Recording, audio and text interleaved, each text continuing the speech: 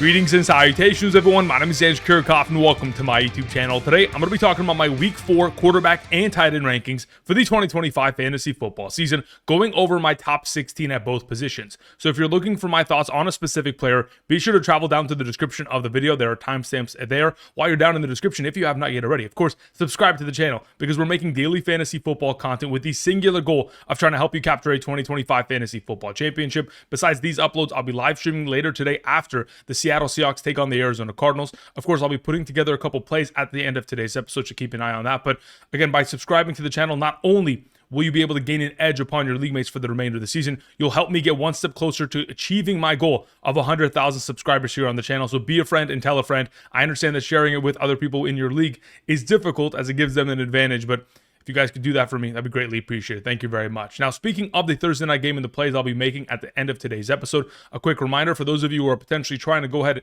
and follow with those plays and or potentially get my Sunday morning rankings, be sure to check out Betr. Like I've mentioned before, I'm partnering with them for the entirety of the season, not only to provide plays every single episode, but also Sunday morning rankings. All you have to do is sign up using code Andrew today, using the link down below, make a first-time deposit minimum of 10, and make a first-time play within a real cash play, minimum of $1, picking more or less on given player statistics, and you'll be eligible to get on that email list and receive my rankings every single Sunday morning. Check your spam folder. These rankings are by position, by tier, half PPR, full PPR, and includes flex, so that every morning you can set up your lineups for success. Again, for those of you who are interested in taking advantage of the opportunity, check out the map to the right side of the screen to determine your eligibility based on your current location. And new users who sign up today using code Andrew get a free $10, so take advantage of the opportunity. Thank you very much.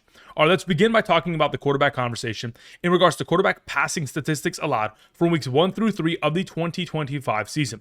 We have found that the Dallas Cowboys have given up the most fantasy points to opposing quarterbacks via passing yardage, touchdowns, and interceptions. 20.67 on a per game average. Of course, Caleb Williams and Russell Wilson in this most recent weeks dominating against this secondary, so why not Jordan Love this week? Obviously, the weapons that surround Jordan Love within the passing game aren't of the level of some of these other teams in the National Football League, but he certainly has a great opportunity in Dallas to take advantage of the matchup. Nonetheless, we'll go ahead and reference back to these overall matchups over the course of today's episode. Just wanted to go ahead and first and foremost share them just so we're all on the same page as to exactly what I'm referencing to thus far this season. Thank you very much. Okay, let's begin with our number one. As you saw earlier, it is Josh Allen of the Buffalo Bills. As of right now, the Bills are 15.5-point favorites against the New Orleans Saints at home. Like I've mentioned before, the Bills haven't lost a home game since 2023. The expectation is that, of course, they are going to find success as over 2023 to 2025, anytime the Bills have been 9.5-point favorites or more in the last 9 games that Josh Allen has played in, he's averaging 23.33 fantasy points per game and has scored 2 or more touchdowns in 8 of those last 9 games. The Saints, they're giving up 18.33 fantasy points per game to opposing quarterbacks thus far this season through the air. Of course, we know that Josh Allen has himself rushing capabilities, which of course continues to keep him at the top of this conversation. Our number 2 is Lamar Jackson, who has an opportunity of taking on the Kansas City Chiefs. This is an AFC matchup in which one of these two teams are going to start with a 1-3 record, which is ridiculous to see, but nonetheless, when we're talking about Lamar Jackson and his fantasy capabilities, 17 of the last 20 regular season games in which he has played, he has scored 20 or more fantasy points. Last time out against the Kansas City Chiefs in week 1 of the 2024 season, put up 25.1 fantasy points with 273 passing yards, 1 passing touchdown, and over 120 rushing yards. If the Ravens, who are currently road favorites, are going to be implicated for a high, potential total shootout, currently sitting at 48.5, my expectation is that, of course, Lamar Jackson and this Baltimore Ravens offense that is hopefully getting back a couple pieces like Patrick Ricard and Isaiah Likely are only going to elevate Lamar Jackson's chances for upside for fantasy points.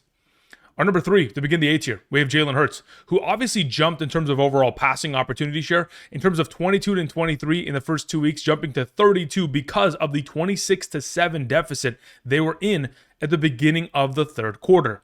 Now, in the post-game press conference, after Jalen Hurts was able to will his team to a comeback, he specifically said, "We've been playing games not to lose."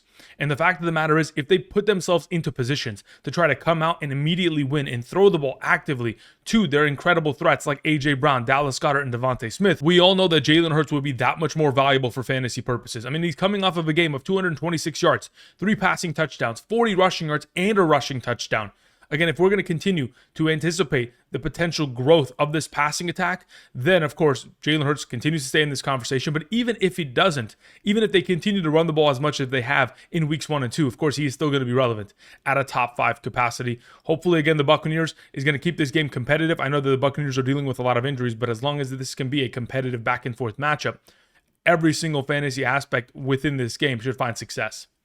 Number 4, we have Jayden Daniels, who I'm anticipating to play. Now, in the event in which he misses this week, obviously still dealing with a knee injury, in the event in which he misses, Marcus Mariota, who again I ranked on Sunday morning of this most recent week, obviously found success, scored 20.28 fantasy points with himself 200 yards, 1 passing touchdown, and 40 rushing yards, and a rushing touchdown. In the event in which Mariota was to be the starter once again, he would be ranked within the top 12. But we'll talk about that once again on Sunday morning. In the event if Jayden Daniels does play, obviously he's dealing with a knee injury. That really does put into question what his rushing impact is going to look like.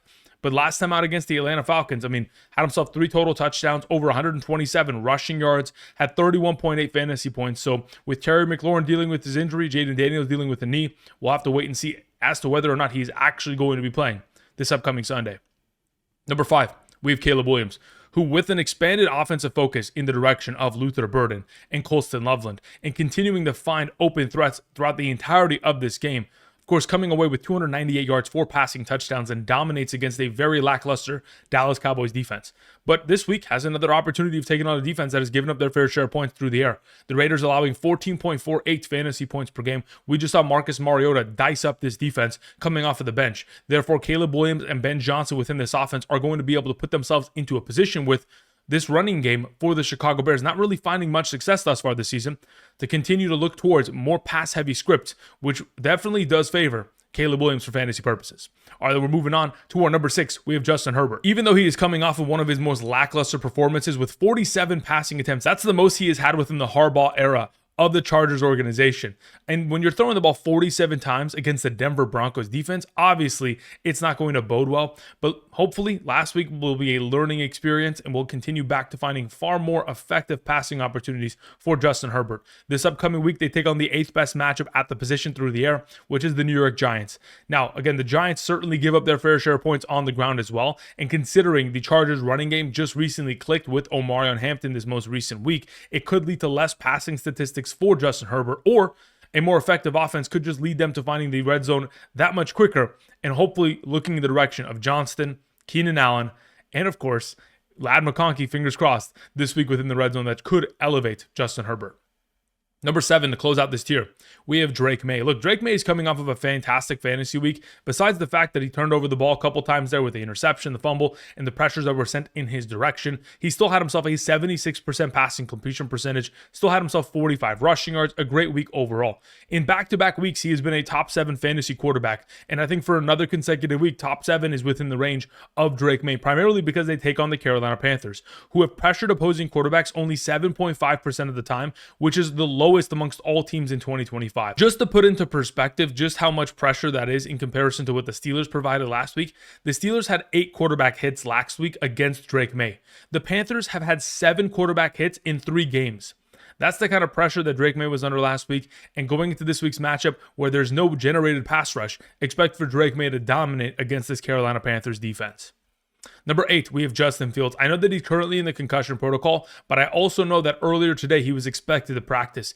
If you're expected to practice but still in the concussion protocol, likelihood is that he is going to play against the Miami Dolphins this week. Now, in the event very similar to Jayden Daniels in which he does not play, Tyrod Taylor last week, 17.68 fantasy points, and would be ranked within the top 16 by the time we get to Sunday morning, so keep an eye on that. But when you have an opportunity of taking on the Dolphins, the 5th best matchup at the position through the air, allowing over 17 fantasy points per game in that category, when we know that Justin Fields in his 2 starts this season thus far has totaled 48 and 49 rushing yards, if we're able to find ourselves a high level of potential upside within the passing category, while also being able to hit the floor of production that he continues to hit in regards to his rushing capabilities, of course, he should be in this top 10 conversation going into this week coming off the concussion protocol. Number 9, we have Daniel Jones. The way that I see it, I believe he's going to be able to throw for 225 yards and 1 passing touchdown against the Los Angeles Rams. All he truly does need to accomplish after that is rushing upside. And if in fact that leads to him rushing in a touchdown, we have ourselves the potential in which he's going to get himself 20 or more fantasy points. Again, this is one of the highest potential scoring games of the week, implicated for a 49.5 point total. If these two teams are going to continue to fire back on one another, there is a high likelihood in which Daniel Jones is going to be able to not only utilize his arm, but his legs in order to find fantasy success. Amongst all players in the National Football League thus far this season, he's number 4 in terms of rushing attempts inside the 5-yard line. He has 4 rushing attempts for 3 rushing touchdowns. Had himself an opportunity last week of scoring a rushing touchdown, wasn't able to do so, but once again this week could be in line to find the end zone with his legs and make him top 10 relevant within the upcoming week. Number 10. We have Patrick Mahomes. Look, Mahomes' rushing upside this most recent week dropped out. And without rushing upside, Mahomes is an unreliable fantasy prospect as it currently stands within this offense. But considering they're taking on the Baltimore Ravens and not the Giants, and again, it is incredibly easy to not only maintain the lead, but of course run the ball with Kareem Hunt and Pacheco against that defense in comparison to what we'll see this week against the Baltimore Ravens. Therefore, I believe the rushing yard total and the opportunities that Mahomes has within those capacities are going to increase, on top of the fact that we get Xavier Worthy back into the lineup. And the Ravens thus far this season, they're the 6th best matchup at the quarterback position, allowing 16.85 fantasy points per game through the air.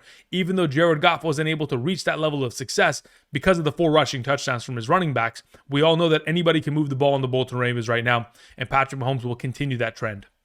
Number 11 is Bo Nix, who again takes on the Cincinnati Bengals. The primary reason why I even have him in this conversation of the top 12 is because of the rushing mobility he has and the matchup that he's going to be exposed to. The Broncos defense are going to afford many of opportunities for the offense of the Denver Broncos to not only get the ball back, but for Bo Nix to have set up situations within the red zone to find success. The Bengals thus far this season allowing 15.5 fantasy points per game through the air, the 10th best matchup at the position. Last time out against his secondary, we saw Bo Nix in week 17 of the 2024 season. 3 passing touchdowns, 22 fantasy points. The expectation is much of the same in the event in which, of course, we get a very heavy workload total from J.K. Dobbins. It could shift the line of Bo Nix's potential for upside, but I truly do believe, based on what the defense is going to do to Jake Browning, I truly do believe it's just going to continue to afford Bo Nix more and more opportunities for fantasy points. Number 12, to begin the D tier, we have Jordan Love. Look, I will objectively say this is the best matchup. The secondary of the Dallas Cowboys is in shambles. We've talked about it earlier this week in terms of, Trayvon Diggs and, of course, Kyer Elam struggling. Deron Bland has been dealing with an injury. And with all of that taking into account, this is the number 1 matchup at the quarterback position. But I'm still worried that Jordan Love may not be able to fully function and dominate within the matchup, despite the fact that Caleb Williams and Russell Wilson have done so in each of the last 2 games, primarily because this offense is predicated on running the ball. This offense is predicated on getting Josh Jacobs touches, and the receivers that they currently have available to Jordan Love outside of Tucker Kraft, when you have Romeo Doubs, Dontavion Wicks, and Matthew Golden as your primary 3 receivers, in comparison to all the other quarterbacks I have mentioned thus far, I believe all these other quarterbacks are in better positions in terms of their pass catchers. So as of right now, Jordan Love not really given much favors in terms of the wide receiver talent that he has surrounding him, but hopefully, despite that being the case, he'll be able to dominate considering how poorly this secondary has played for Dallas. Number 13 is Baker Mayfield. Look, Baker Mayfield has gotten the best of the Eagles in each of the last 2 matchups. Obviously finding himself victorious in both those games. During the 2023-24 NFL playoffs, 337 yards, 3 passing touchdowns, 27 fantasy points. Last season, week 4, 347 passing yards, 2 passing touchdowns, scored a rushing touchdown, 28.9 fantasy points. I believe that Baker Mayfield has the number of the Philadelphia Eagles, and despite the fact that we may not see Mike Evans or Chris Godwin play this week, and Emeka Egbuka is dealing with a little bit of an injury himself, I still believe that Baker Mayfield is a fantastic option for fantasy purposes this week, regardless of what the wide receiver position looks like, as he has proven in the past that regardless of what surrounds him, he can deliver for fantasy purposes. Number 14 is Kyler Murray. As much as I like Kyler Murray as a quarterback for fantasy purposes, this week's matchup against the Seattle Seahawks is not a great one in my mind. Last season against the Seattle Seahawks, he struggled. And even though in the most recent game in week 14 against Seattle, he had 18 fantasy points, he did have 259 passing yards, 2 passing touchdowns, but also threw 2 interceptions. As of right now, the Seahawks are road favorites going into Arizona. Again, the Arizona Cardinals and their home and away splits for Kyler Murray obviously favor him playing at home in a controlled weather environment in the stadium. Over the course of the 2024 season, averaging about 1.78 touchdowns per game indoors at home. The expectation is that, of course, he should be a solid play, but the Seattle Seahawks defense is legit. And if Marvin Harrison doesn't show up tonight, we're going to be in a little bit of trouble.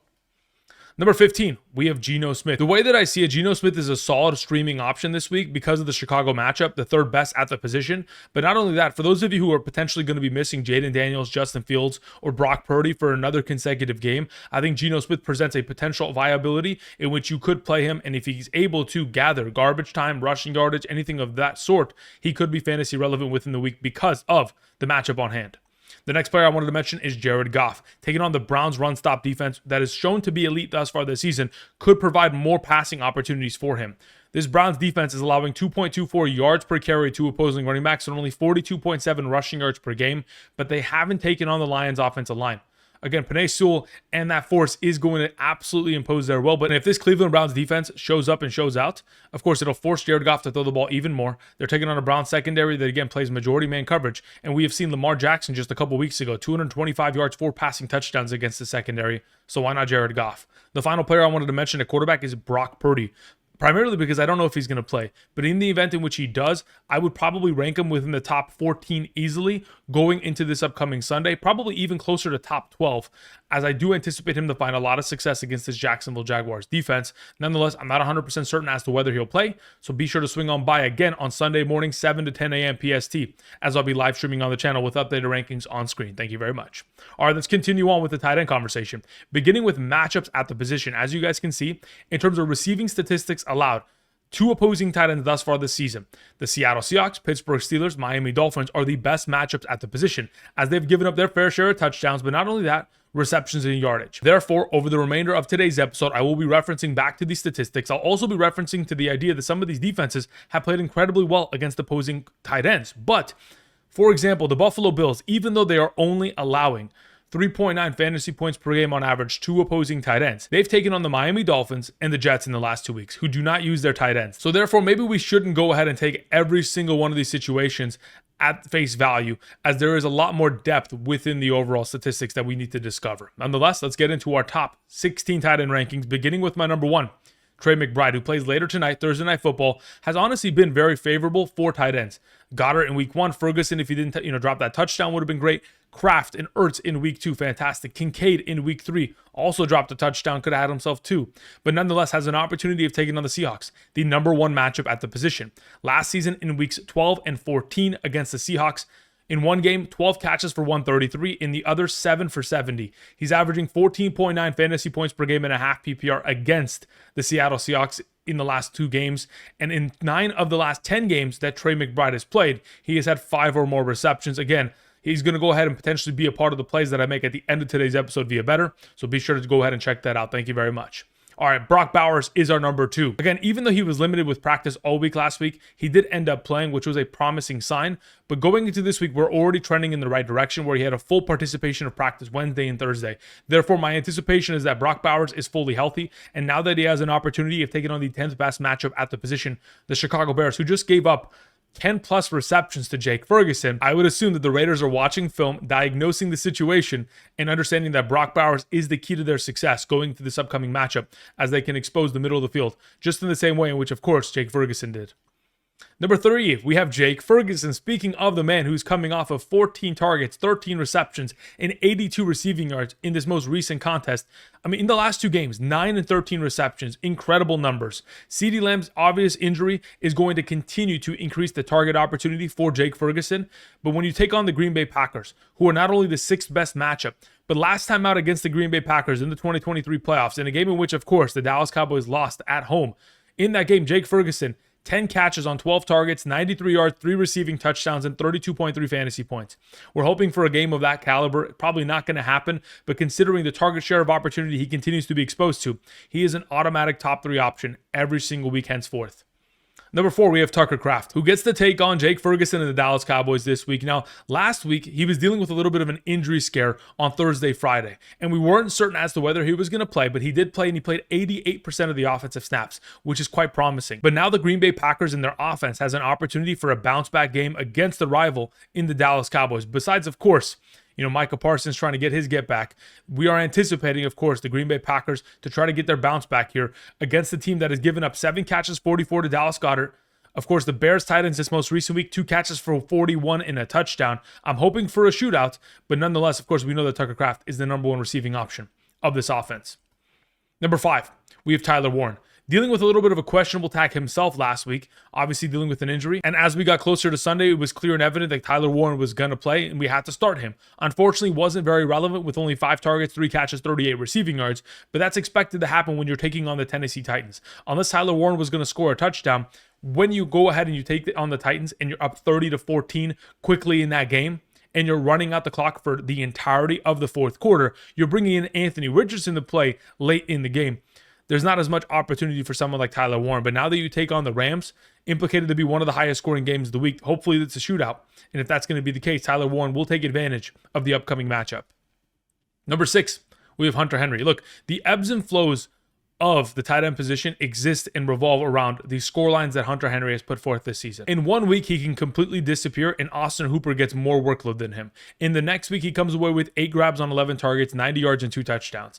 That is just the reality of the situation. Like this time last week, we identified that the Steelers matchup was one of the best in the league and that Hunter Henry, if in fact was given an opportunity, would deliver. This week has another one of these top-tier matchups, the 8th best at the position, allowing 12.4 fantasy points per game. So why not once again with Drake Maye, with very little pressure sent in his direction, looking in the direction of his favorite target as of right now, Hunter Henry.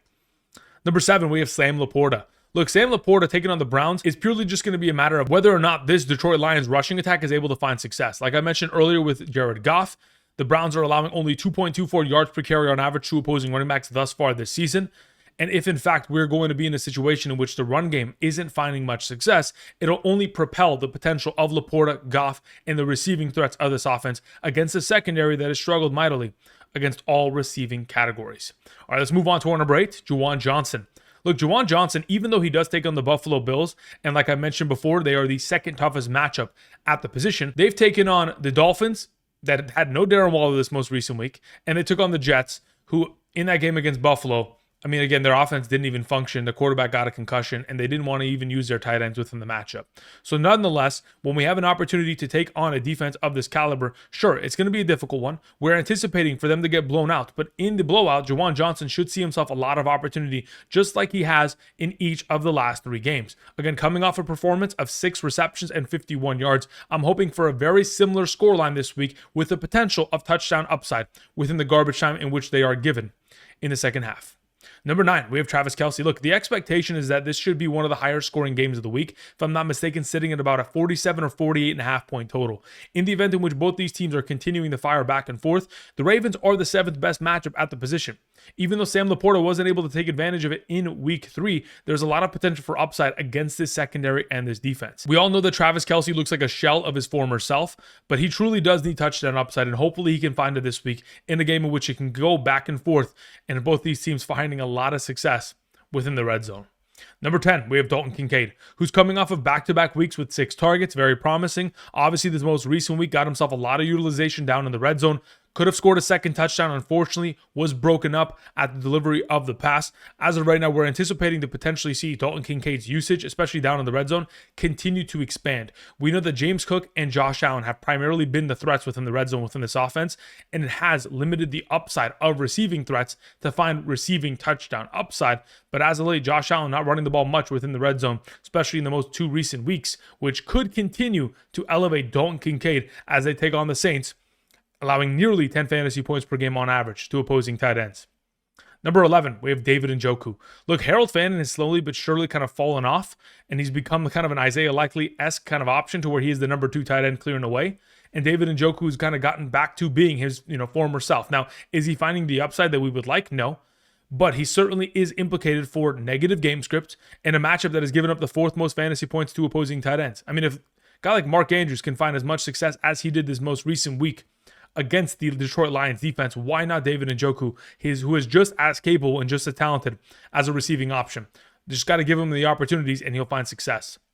Number 12, we have Kyle Pitts. This most recent week, the Atlanta Falcons as an entire offense were just completely nullified. And I'm just going to go ahead and we're just going to let that one float by, and we're going to move on to the next game as they take on the Washington Commanders, a matchup that is the 9th best at the position, who just gave up 4 catches for 38 to a hobbled Bowers and 6 for 124 and a touchdown to Tucker Kraft. Last time out against this defense with Michael Penix at quarterback, we saw Kyle Pitts for 4 catches, 44 and a touchdown for 12.4 fantasy points in week 17 of the 2024 season. Fingers crossed we're able to emulate a very similar scoreline within the upcoming contest.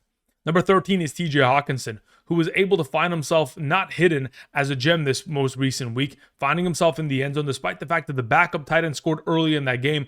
Gave me a lot of potential kind of heartache and anxiety, but hey, luckily he was able to late in the game find himself scoring a touchdown and getting himself ample opportunity share. 6 targets, 5 catches, 49 and a touchdown is solid, especially with his first game with Carson Wentz. Now they have an opportunity of taking on the Steelers, the second best matchup at the position. We're hoping that TJ Hockenson will continue to be exposed to that kind of level of opportunity despite the return of Jordan Addison this week.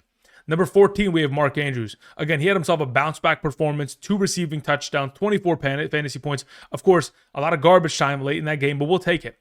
Isaiah Likely is technically expected to return this week. We all remember the infamous Week 1 of the 2024 season game in which Isaiah Likely was relevant and Mark Andrews had 2 catches for 21 yards. Hopefully, this most recent surge of a performance is able to elevate Mark Andrews for games to come, and he was able to find himself even more target opportunity within the red zone, and he'll be able to achieve an even higher ranking than the number 14 spot. Moving on to the next option, we have our number 15, Zach Ertz. It is purely going to be contingent on who plays quarterback. If it's Marcus Mariota, we'll probably lean off of it because, again, the Falcons are the toughest matchup. But in the event in which it is Jayden Daniels and we have no Terry McLaurin out there, I would anticipate Zach Ertz to be given enough opportunity or find himself red zone workload utilization to make him fantasy relevant, which is why he sits here at 15. The final option I wanted to mention is Brenton Strange. As of right now, with Travis Hunter, BTJ both struggling, Brenton Strange is technically the number 1 receiver of this offense in terms of total receptions and receiving yards. And when you're taking on the 49ers, who have given up the 12th most fantasy points per game on average to opposing tight ends, you would anticipate that he's going to find a lot of success within the opportunity share in a negative game script, potentially with Brock Purdy returning. All right, that's going to cover it in regards to my top 16 tight end rankings. Let's close out today's episode by putting together a couple plays, and of course, beginning with Trey McBride via Betr. Let's check that out right now. All right, so as you guys can see, when we travel on over to Betr and check out the NFL play for the Seattle Seahawks taking on the Arizona Cardinals, the first player that I, of course, first and foremost wanted to mention and I want to make a play regarding is Trey McBride. Over the course of 9 of the last 10 games during the regular season, Trey McBride has had 5 or more receptions. As it currently stands, his number sits at 4.5. Therefore, I've already gone ahead and clicked more on that. So that is the first play that I'm potentially going after. If we go ahead and continue on with other plays, I really like pairing that up with Jackson Smith and Jigba in regards to 4.5 receptions himself, as he has gone for 3 consecutive games of 5 or more receptions. And with Will Johnson, the number 1 cornerback of the Arizona Cardinals, doubtful for this evening's contest, the anticipation is that should lead to even more upside for Jackson Smith and Jigba. So therefore, I put 31 on that. Now, there's another play that I have here on the left side in regards to Trey McBride, Jackson Smith and Jigba, but also Trey Benson. So let's talk about exactly where I went with that play. In regards to Jackson Smith and Jigba, if we're going to continue this conversation, there's a potential in which, when we look at his receiving yards, I really like his potential receiving yards currently at, I'd honestly be able to take it higher. Maybe if it was at 80, I'd be comfortable there, but 69.5, I really like that yardage count, especially considering what he's accomplished in each of the last 3 games, 124, 103, and 96. With Will Johnson now, the sky's the limit for someone like Jackson Smith and Jigba, so we would theoretically take more on that. Then if we continue on with someone like Trey McBride, his overall yardage counts as of late, as you can tell, this most recent week wasn't as successful, but they were taking on the San Francisco 49ers in a very close matchup in which it was run heavy. And in this most recent games prior to that, he's been able to go higher on this number of 59.5 receiving yards on an incredibly consistent basis. Therefore, my anticipation is that he'll be able to go more on it tonight, as the tight end position has typically found themselves a lot of success on Thursday Night Football.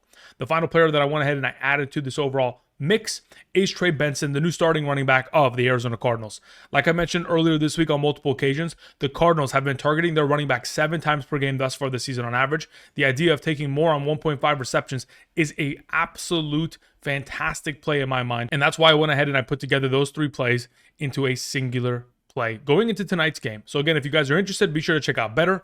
Of course, there are many plays in which you can make in regards to all these players, all these games. If this is something of interest, of course, be sure to go ahead, sign up using code Andrew, get that free $10. And of course, if you make that first time deposit minimum of 10, make that first time play within a real cash play minimum of 1, you'll be eligible to get my rankings every single Sunday morning for the remainder of the season. All right, that's going to cover it for me today. Thank you everybody for watching. And until next time, I'll see you guys. Peace.